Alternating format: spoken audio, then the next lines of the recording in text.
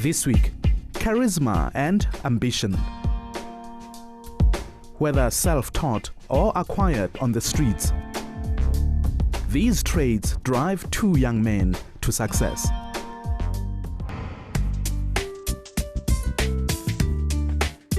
A decade ago, Xolani Sithole made his first big step into the corporate workforce. Fresh out of Wits University, he took up a job as an accountant. At the time, he was completely inexperienced, but you could see that drive of trying to get things right and come about permanent solutions. Xolani complemented on-the-job enthusiasm with self-motivated study.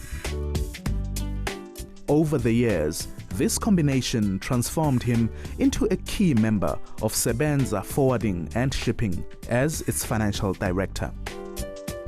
He was quite keen to learn. He asked a lot of questions. And he did not accept all answers given as gospel. He will even challenge or question them.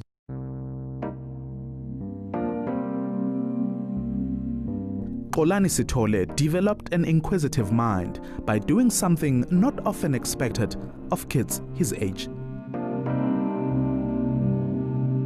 Besides the usual routine of chores and school, his mother gave him another task: reading newspapers. Sometimes I'll pretend that I'm reading it, because all these things fell on me because I was the eldest. My sisters would get away with a lot of things, but I must do this thing. I must show them this.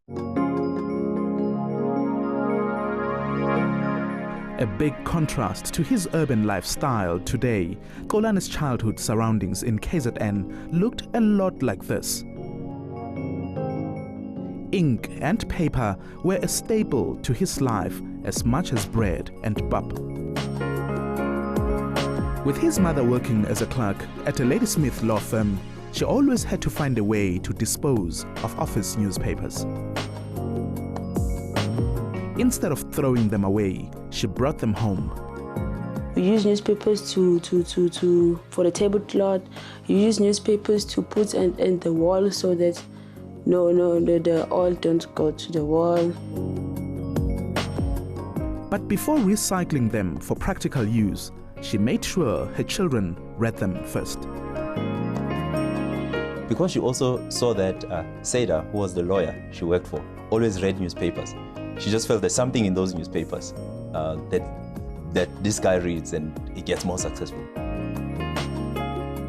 And out of a simple habit of reading, Xolani developed other qualities: self-motivation and ambition.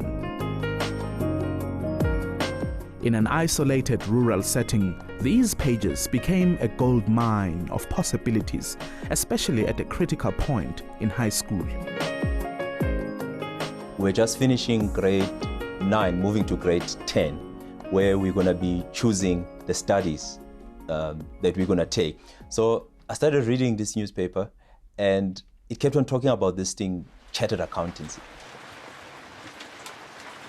It sounds like something important. I started imagining where it's needed. At some point, I even thought, after I read about it, I even thought, the spaza shop needs a chartered accountant.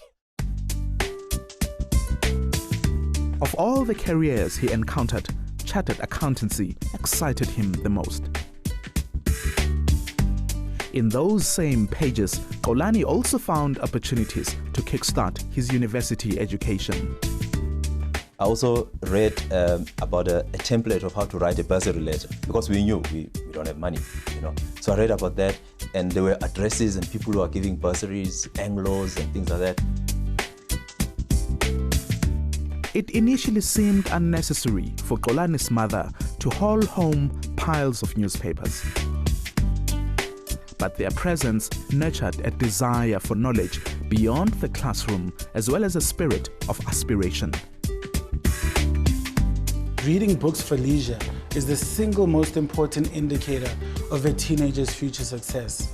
So if we're trying to build a brighter future for our country, we need to build readers. After 4 years at Wits University, Xolani successfully broke into his field straight after graduation.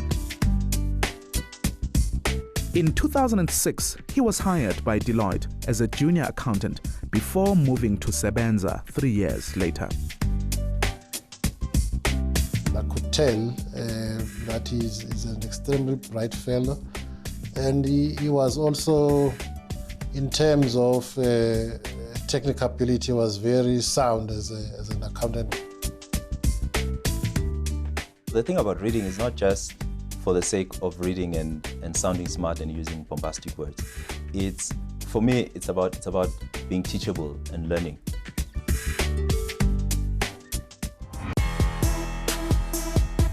Out of the ills of a Joburg neighborhood emerges a continental star.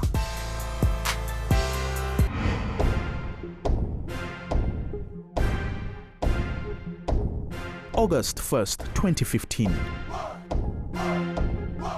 The basketball world passed the ball to our continent. America's National Basketball Association, or NBA, hosted its first ever exhibition match in Africa. The venue, Joburg's Ellis Park Stadium. The NBA recognizes Africa, and we're going to be a force to be reckoned with in the future in this sport in terms of players playing in the U.S. and even, overseas in Europe. Africa is to be reckoned with, and the spotlight is on us, and the NBA understands that. The match marked a high point in the NBA's efforts to grow basketball in Africa. Aside from large-scale events, it's also trying to connect locally with athletes and youth. In South Africa, few people understand that connection better than NBA's ambassador, Jerome "Slim" Duploy. He's a fan of our game and our sport, and he's contributing tremendously to the NBA's effort, not only here in South Africa, but attending some of our marquee events like All-Star Weekend. Besides his duties promoting the sport, Jerome has also hosted a basketball TV show. He's far from a superstar player. Instead, his fanatism comes from gratitude as the sport pulled him out of adversity.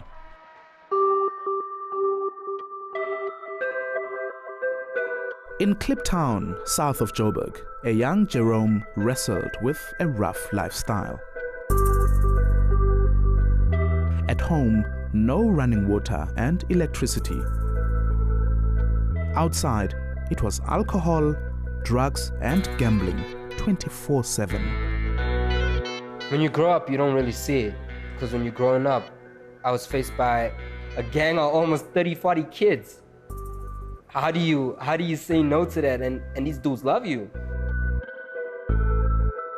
Gangs were attractive, especially when they came with peer pressure. On the other hand, violence and stabbing didn't appeal at all to Jerome. I don't want to have that scar because I don't want to have to explain to my child or my wife one day what caused the scar. What am I going to say? Your daddy was being a gangster. Fortunately, Jerome found like-minded people. In his teens, he met philanthropist Bob Nameng, founder of the Soweto Kliptown Youth Center, where an array of activities, especially sport, were set up to take kids off the streets. I saw this boy with this American accent, active, moving up and down. Yeah, what's up? Me, I'm Slim, and Brother Bob, please, I need you. I need your help, your support.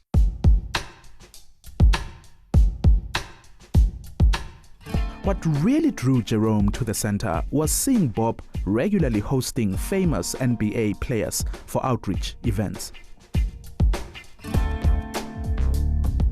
The young man had loved basketball and its American culture from an early age. To let him participate, Bob set one condition. If you do well at school, pass your matric well, then I can hook you up. No, that's nothing. I can do my best. I love NBA. With such an incentive, Jerome stuck to his goal. When he passed his matric in 2005, he'd become a regular at the center, attending several NBA outreach events. You had to notice him. So certainly, bony kid, talked a lot, but very engaging, obviously passionate about, and excited about having these people coming to visit their school. So some leadership traits,